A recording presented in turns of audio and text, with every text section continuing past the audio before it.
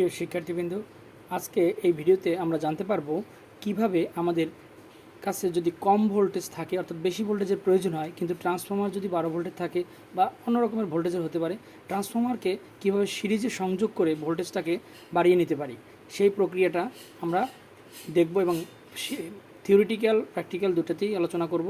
দেখব আমরা কিভাবে এটা করা যায়। তো আমরা এই ভিডিওর প্রত্যেকটা অংশ আপনারা না টেনে যদি দেখতে পারেন তাহলে আশা করি এইটা নিয়ে যে কনফিউশন থাকে অনেক সময়, কিভাবে সিরিজ করতে হয়, প্যারালাল করতে গেলে কী সমস্যা হয়, সিকোয়েন্স জিনিসটা কি, এই জিনিসগুলো আমি এখানে আলোচনা করব এবং থিওরিটিক্যালিও বোঝানোর চেষ্টা করব যে ওয়েভ এসি ওয়েভের কিভাবে এর মধ্যে এসি প্রবেশ করে, এই করলে আউটপুটে কি পরিবর্তন হয় এটা নিয়ে আলোচনা করব।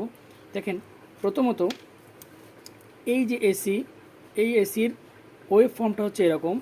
এটা আমরা যেহেতু 220 ভোল্ট ইন করব, 220 ভোল্ট এসি ইন করব, তো এই ওয়েভ ফর্মটা হচ্ছে, এটার যে ওয়েভটা হয় আমরা জানি এই ওয়েভটা হচ্ছে এরকম। আর এই ওয়েভের উপরের অংশটাকে বলা হয় পজিটিভ হাফ সাইকেল আর এটাকে বলা হয় নেগেটিভ হাফ সাইকেল। অর্থাৎ এইখান থেকে শুরু হয়ে ওয়েভ যদি শুরু হয়ে এখানে আবার শূন্য হয়, আবার শূন্য থেকে নেগেটিভ হাফ সাইকেল শুরু হয়ে এখানে শূন্য হয়। তো এই প্রক্রিয়াটা, এই যে সময়টা, এটা মূলত একটা চক্র। মূলত এটা হচ্ছে এই যে একটা চক্র। এখান থেকে যদি এটা শুরু হয়, এখান থেকে এখানে শেষ হয়, আবার এখান থেকে এখানে শুরু হয়।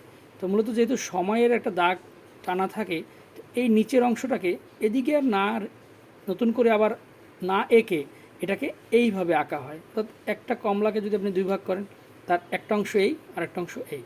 মূলত এটা ফেরত আসার কথা এই দিকে, কিন্তু সময় যেহেতু চলে যাচ্ছে, যেহেতু আপনার এই দাগটা হচ্ছে সময়ের, তার টাইমের দাগ, এই জন্য এটাকে আর ফেরত আনা যায় না। তাই বলে এই ওয়েভটাকে আমরা এই দিকে ফেরত না এনে এটাকে এইভাবে আঁকা হয়। তো এই জন্য এটাকে মূলত বলা হয় এক চক্র। তো এক চক্র হইতে গেলে তো এরকম চক্রই হইতে হবে।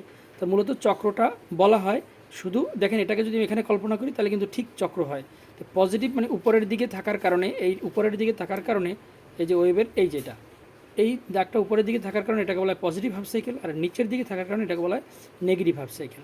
তো এখন কথা হচ্ছে, আমরা জানি কোনো একটা এসি লোডের যদি সিঙ্গেল ফেজ কল্পনা করি, যে এটার মধ্যে যদি আমরা ফেজ নিউট্রাল বলি, অর্থাৎ দুইটা ইনপুট হয়, এসির জন্য যদি দুইটা ইনপুট হয়, তাহলে মূল কথা এই হাফ সাইকেল প্রথম প্রবেশ করবে, তারপরে নেগেটিভ হাফ সাইকেল পরে প্রবেশ করবে। তো এখন দেখেন, এইটা হচ্ছে আমার সেই ট্রান্সফর্মার, এই যে ট্রান্সফর্মার আমাদের কাছে আছে, এটাগুলো হচ্ছে ইনপুট। তো এই ইনপুট যদি আমরা এটাকে ট্রান্সফর্মার কল্পনা করি, সিম্বল ট্রান্সফর্মারের, তো এটা যদি ইনপুট হয়, যদিও এখানে আমার প্যাচ সংখ্যা উল্টা হয়ে গেছে, তবু আমি বোঝার সুবিধার্থে, এটার জন্য আমি দুঃখিত। এখানে ইনপুটে অবশ্যই প্যাচ সংখ্যা বেশি হয় স্বাভাবিকের তুলনায়, আউটপুটটা ভোল্টেজটা যদি আবার বেশি হয় তখন এটার এখানে হয়ে গেছে স্টেপ আপ ট্রান্সফর্মারের সিম্বল। যেহেতু ইনপুট কয়েলের প্যাচ সংখ্যা কম, আউটপুট কয়েলের প্যাচ সংখ্যা বেশি, এটা হচ্ছে হাই ভোল্টেজ আউট হবে, যা ঢুকবে তার থেকে বেশি বেরোবে। যাই হোক, সেটা অন্য বিষয়। তো এখন হচ্ছে মূল কথা হচ্ছে, আমাদের ট্রান্সফর্মারের ইনপুটের মধ্যে আমরা প্রথম এই ওয়েভটা ঢুকাবো। তো এখন এই ওয়েভটা যদি দেই, আমরা জানি কি পজিটিভ হাফ সাইকেলে কারেন্ট যদি এদিক দিকে প্রবেশ শুরু করে, ঢোকা শুরু করে পজিটিভ দিয়া, তাহলে নেগেটিভের কাছে যাবে। আমরা জানি পজিটিভ সবসময় কী করে, পজিটিভের থেকে কারেন্ট প্রবাহ হয়ে নেগেটিভের কাছে যায়। এই যে কন্টিনিউ নেগেটিভের কাছে যদি যাইতে পারে কারেন্ট, সেটাকে বলা হয় ডিসি। তাহলে দেখেন, আমি জানি পজিটিভ হাফ সাইকেল মানি, তাহলে পজিটিভ থেকে কারেন্ট নেগেটিভের দিকে যাবে একবার, এটাকে বলা হয় একটা হাফ সাইকেলের কাজ শেষ হবে।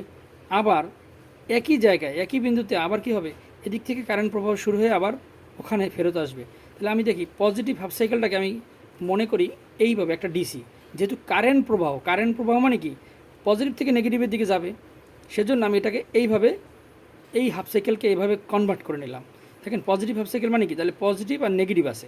অর্থাৎ আমি এই তারের মধ্যে যদি এখানে পজিটিভ সাপ্লাই দিই, এখানে তাহলে নেগেটিভ সাপ্লাই দেবো, তাহলে কি হবে, এই পজিটিভের কারণে এই পজিটিভ এদিক থেকে কারেন্ট প্রবাহ শুরু হয়ে এই নেগেটিভের কাছে আসতে পারলে এখানে একটা চৌম্বক ক্ষেত্র হবে, এখানে আউটপুট তৈরি হবে। ওকে, তা এই যে পজিটিভ হাফ সাইকেল যখন আমি প্রবেশ করাইলাম, তখন আমার এখানে পজিটিভ আর এখানে নেগেটিভ ইনপুট করলাম, সেই কারণে এখানে যে চৌম্বক ক্ষেত্র তৈরি হবে এখানেও ঠিক সেই সমতুল্য পজিটিভ আর নেগেটিভ উৎপন্ন হবে। এখানে যদি একাধিক কয়েল থাকে, তাহলে ওই ভাগ হয়ে একাধিক এরকম ধাপ তৈরি হবে, সবগুলো নেগেটিভ পজিটিভ এরকম তৈরি হবে। যাই হোক, এখন কথা হচ্ছে, এটা হচ্ছে মূল বিষয়, বোঝার বিষয়, যে এখানে যদি পজিটিভ সরবরাহ দেই আমরা, তবে এখান থেকেও পজিটিভ এই একই প্রান্ত দিয়ে বের হবে। তাহলে এইটা হবে কি, ইনপুটের যেহেতু এটা পজিটিভ আর নেগেটিভ ওই হাফ সাইকেলের জন্যে, তখন এখানেও ওই হাফ সাইকেলের সময় এই ওয়েভটা যতক্ষণ চলবে ততক্ষণ এখানে পজিটিভ এখানে নেগেটিভ উৎপন্ন হবে। ঠিক তারপর যখন দেখেন এখানে শূন্য, এখানে যখন শূন্য হচ্ছে, আবার এখানেও কিন্তু এখানেও শূন্য, অর্থাৎ এই দুইটা জায়গাতেই দুইটার মধ্যেই আমরা শূন্য শূন্য কোনো কানেকশন দেবো না, তখন কিন্তু এখানেও শূন্য শূন্য হবে, মানে বন্ধ হবে আর কি। তারপরে কি হবে, এই নেগেটিভ হাফ সাইকেলের কারণে আমরা জানি কারেন্টের প্রবাহ এসিতে কী হয়, যেই তারের মধ্য দিয়ে কারেন্ট এদিকে যায় সেই তারের মধ্য দিয়ে আবার কারেন্ট এদিকেও আসে, একবার এদিকে যাওয়া আর একবার এদিকে আসা, এই প্রক্রিয়া। এই যে এই কারেন্ট এখন এদিকে আসছিল, এখন আবার কি পরবর্তী হাফ সাইকেলে কারেন্ট এদিকে যাবে, এদিকে যাইতে গেলে অবশ্যই এখানে পজিটিভ আসতে হবে। তাহলে এই হাফ সাইকেলের ক্যারেক্টার হচ্ছে এটা, এখানে পজিটিভ হয়ে গেছে উল্টা, আবার এখানে নেগেটিভ। দেখেন একটা জায়গায় দিক পরিবর্তন করতে গেলে অবশ্যই শূন্য হইতে হয়, ঠিক এখানে শূন্য হয়েছে, তারপরে এই শূন্য শূন্য অবস্থানটার পরে আমার আবার কি এই দিকটা পরিবর্তন হলো।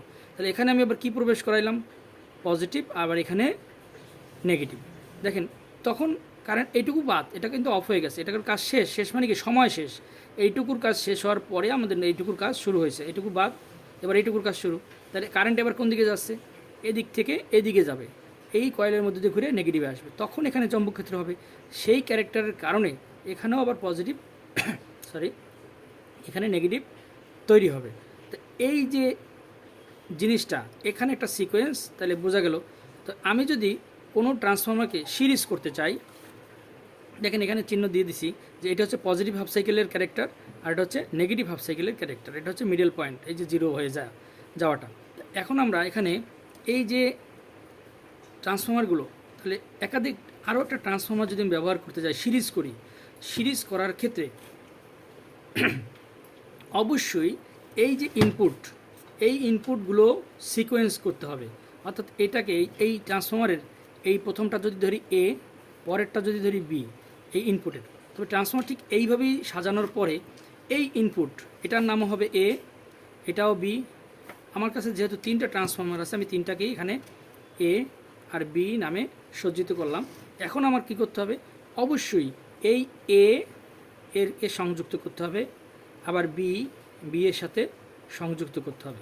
এখন আমার এখানে আমি দেব ফেজ আর এখানে দেব নিউট্রাল, অথবা এখানে নিউট্রাল এটাতে ফেজ। তাহলে কি হবে, আমার এখানে যদি ফেজ আসে তাহলে সবাই একই জায়গায় একই সাথে ফেজ পাবে। দেখেন তাহলে ফেজ যদি পায় তার মানে কি আমি বলতে পারি যে হাফ সাইকেল, পজিটিভ হাফ সাইকেলে সবাই পজিটিভ হাফ সাইকেল পাবে, আবার সবাই নেগেটিভ হাফ সাইকেল পাবে অ্যাট এ টাইম। তাহলে এই ট্রান্সফর্মারের সিকোয়েন্স, ইনপুট সিকোয়েন্স কিন্তু অ্যাকুরেট হয়ে গেল, এক হয়ে গেল। এক হওয়ার পরে এবার আপনার আউটপুট সেকশনে দেখেন কাজ হচ্ছে আউটপুটে। তাহলে আউটপুটের যে ট্রান্সফর্মারের আউটপুট কয়েল, এখানেও কিন্তু তিনটা করে তার আছে। আমরা যেহেতু করব 24 ভোল্ট, আমরা টার্গেট হচ্ছে আমি প্রত্যেকটা থেকে 24 ভোল্ট বের করব। তাহলে মিডলটা অফ, আমার এখানে এই মাঝখানের যে ক্যাবেলটা আছে, আমি মাঝখানের এই ক্যাবেলটাকে এখান থেকে অফ করে দিলাম, আমার এটা প্রয়োজন নাই।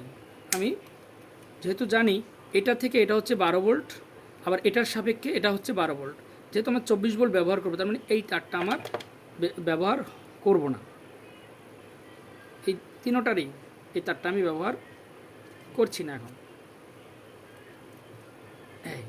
তাহলে আমার কাছে এখন আমি এই যে সিকোয়েন্স, এই সিকোয়েন্স অনুসারে এখানেও আপনাকে যদি সিরিজ করতে হয় তাহলে এটাকে আপনি এদিকে রাখতে হবে, এটাকে আমি এখানে এইগুলোর নামও যদি দেই এ বি, তাহলে দেখেন আমি এখানে আবারও এ বি, এক একটা ট্রান্সফর্মারের জন্য আবার এ বি। তাহলে আপনাকে কি করতে হবে, এ আপনার যদি আপনি রাইখে দেন আলাদা করে একটা মাথা প্রান্তর জন্য, তাহলে এটার সাথে এটা সিরিজ হবে। তাহলে কি হলো, এটা যখন পজিটিভ হাফ সাইকেলের জন্য পজিটিভ হবে তখন এটা নেগেটিভ, তখন আবার এই ট্রান্সফর্মারও কী হবে, এখানে পজিটিভ এখানে নেগেটিভ, দেখেন সিরিজ হচ্ছে কি না। আবার এখানে পজিটিভ এটা, তাহলে এটা হবে কি পজিটিভ, তাহলে এই পজিটিভ নেগেটিভের সিরিজে আমরা জানি করা যায়। তাহলে এই প্রান্ত হবে, তাহলে এটা হবে আপনার তখন একটা সময়ের জন্য পজিটিভ, আর এটা হবে নেগেটিভ হাফ সাইকেলের সময়। মানে এসিতে কী হয়, দিক পরিবর্তন করে প্রতি সেকেন্ডে অনেক 50 বার, তখন আবার এখানে যখন আবার এটা নেগেটিভ হবে তাহলে এখানে হবে কি নেগেটিভ, এগুলো সব উল্টে পরিবর্তন হয়ে যাবে, এটা হবে পজিটিভ এটা নেগেটিভ, তখন এটা হবে আবার পজিটিভ। তো দেখেন এই একই জায়গায় আপনার দিক পরিবর্তন হইতেছে। তাহলে আপনি কি একই জায়গায় দুইটা প্রান্তে, তাহলে টোটাল আপনার ভোল্টেজ বাড়তেছে কিন্তু সিকোয়েন্স কিন্তু পরিবর্তন হচ্ছে না। যদি কোনো কারণে উল্টা দেন তখনই এই সার্কিট আর কাজ করবে না, কারণ কারেন্ট প্রবাহ করতে দিবে না। কারণ ব্যাটারি যদি উল্টা লাগান তাহলে কারেন্ট প্রবাহ হবে না, কোনো সমস্যা হবে, অথবা কারেন্ট সে প্রবাহ হতে দিবে না উল্টার কারণে। অর্থাৎ সার্কিট যদি সরাসরি ফরওয়ার্ড না হয় তখন সে কাজ করবে না, রিভার্সে কাজ করবে না। তো সেই ক্ষেত্রে আমরা এই সার্কিটটাকে এইভাবে কাজ করব, এটার সাথে এটা থাকবে, আবার এটার সাথে এটা থাকবে। দেখেন আমরা দুইটা প্রান্ত পাবো। এই দুই প্রান্তকে আমি যদি ব্রিজ রেকটিফায়ারের সাহায্যে ফিল্টারিং মানে ডিসি পরিবর্তন করি ডিসিতে, তখন আমার এটাকে ভোল্টেজ পাওয়া যাবে কত, এই যে এখন আমি এইটা থেকে পাচ্ছি 24 ভোল্ট, আবার এখানে হচ্ছে সিরিজ 24 ভোল্ট, এখানে হচ্ছে সিরিজ 24 ভোল্ট। অর্থাৎ টোটাল আমি এই তিনটা ট্রান্সফর্মারের সাহায্যে দেখেন 72 ভোল্ট আউটপুট নিতে পারবো। এখন এটাকে যদি, এটা বর্তমানে আছে এসি, যদি এটাকে আমি ডিসিতে কনভার্ট করি, ডায়োড ব্যবহার করি, তখনই আমার কি হয়ে যাবে, রেকটিফায়ার ব্যবহার করলে এক কথায়, তখনই আমার এটা হয়ে যাবে। এই যে রেকটিফায়ার যদি আমি এরকম চিহ্ন দিই, এটা এই এরকম চিহ্ন যদি দেই, তার মানে এখানে হচ্ছে এসি কত ভোল্ট, এসি পাচ্ছি 72 ভোল্ট, আর ডিসিও তাহলে আমরা 72 ভোল্ট পাবো। এই হচ্ছে আমাদের কনসেপ্ট। তা আশা করি আজকে এই ভিডিও থেকে আপনারা যে ট্রান্সফর্মারকে কীভাবে সিকোয়েন্স করতে হয়, এটাকে বলা হয় সিকোয়েন্স। অর্থাৎ ইনপুট সিকোয়েন্স যদি ঠিক না থাকে তাহলে আউটপুটে আপনার উল্টাপাল্টা হবে, আবার আউটপুট সিকোয়েন্স যদি ঠিক না থাকে তখনও সমস্যা হবে। আপনারা দেখবেন দুইটা ট্রান্সফর্মার ভেবে নিয়ে আপনারা যদি এইটা উল্টা করে রাখেন আর এই প্যারালাল করতে হয়, যখন আবার প্যারালাল করবেন, দেখেন প্যারালালও করা যায়। এটা প্যারালাল কীভাবে করবেন, যদি 24 ভোল্ট প্যারালাল করতে হয় তাহলে আপনি এই দুইটা ট্রান্সফর্মারকে বাস এটার এর সাথে এটার এ আর এটার বির সাথে এটার বি, এই দুইটা প্রান্ত অ্যাড করে দিবেন। কিন্তু অ্যাড করছেন ভালো কথা, যদি এখানকার সিকোয়েন্স ঠিক না থাকে তখন দেখবেন এখানে শর্ট সার্কিট হইতেছে, দুটো ট্রান্সফর্মার নষ্ট হয়ে যাবে। অর্থাৎ এখান দিয়ে যদি পজিটিভ বের হয়, এ দিয়ে যদি পজিটিভ হয়, এটা দিয়ে যদি নেগেটিভ হয়, দেখেন তাহলে এখানে সিরিজ হচ্ছে। আবার এটা দিয়ে তখন, এটা দিয়ে যদি পজিটিভ এটা নেগেটিভ, তখন এটা দিয়ে পজিটিভ, কিন্তু এটা দিয়ে তো তখন নেগেটিভ, তখন পুরো সার্কিটটা একটা ক্লোজ সার্কিট হয়ে যাবে। এখানে নিজেদের মধ্যে কারেন্ট প্রবাহ শুরু হয়ে যাবে। আর যদি সিকোয়েন্স এক থাকে তখন পজিটিভকে কারেন্ট প্রবাহ করবে না, কারণ এটারও পজিটিভ এটারও পজিটিভ, পজিটিভের দিয়ে প্রবাহিত হবে না, আর এটারও নেগেটিভ এটারও নেগেটিভ। তার মানে এরা কোনো কারোর মধ্যে কেউ কারেন্ট যাবে না, সবাই শুধু একই সাথে দিবে এবং ঘুরবে। কখন লোড পাইলে তখন ঘুরে দুজনের মধ্যেই লোড ভাগ করে নেবে। এটা হচ্ছে প্যারালাল করলে, তখন এম্পিয়ার বাড়বে আপনার। দেখেন এখানে হচ্ছে 1000 মিলি এম্পিয়ার, এটাও 1000 মিলি, মানে 1 এম্পিয়ার, এটাও 1 এম্পিয়ার। তাহলে আপনার 2 এম্পিয়ারের ট্রান্সফর্মার বানাইতে পারেন যদি আপনার এরকমের পদ্ধতি জানা থাকে। আশা করি আজকের এই ভিডিওতে আপনারা এই ট্রান্সফর্মারের সিরিজ, প্যারালাল এবং ইনপুট সিকোয়েন্স, আউটপুট সিকোয়েন্স কীভাবে করতে হয় এটা একটা বিশেষ ধারণা আপনারা লাভ করলেন। আশা করি আপনাদের কাজে লাগবে। ধন্যবাদ সকলকে পুরো ভিডিওটি দেখার জন্য।